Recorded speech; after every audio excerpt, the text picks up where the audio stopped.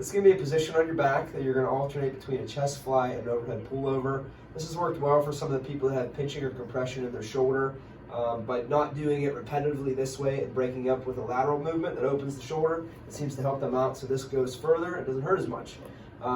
So very lightweight, and I tend to use this as like a warm-up even to start with any overhead movement. So I've got my arms out straight. I've got just a couple of 2-pound weights in each hand. I'm going to start off trying to make sure that I keep a little tension in my stomach, like I'm pulling the bottom of my rib cage down, so that as I take my arms very slowly out to the side with fairly straight elbows, I want to go as far as I can, feeling maybe like there's a little tension in the front of my arms or shoulders, but I'm not letting my back pop up off the floor. I'm not letting my ribs come up forward like you may see at the bottom of my sternum. So I keep that down, and then as I come up, I like to think about leading with my pinkies a little bit. So as I come up, I think about ever so slightly my pinkies tucking in as I come out of that position.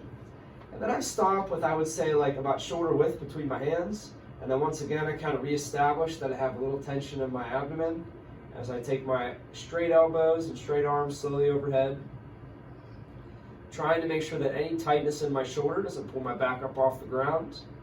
And then I respect that if I feel anything like a pinch or something that's not a healthy feeling in the top of the shoulder, I stop there and I get out of it.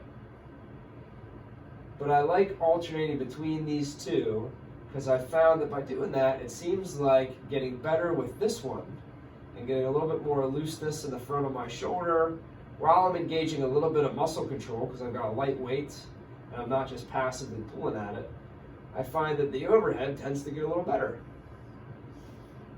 And there are things that I sometimes do beforehand, like a band pull apart, that also tends to improve this situation.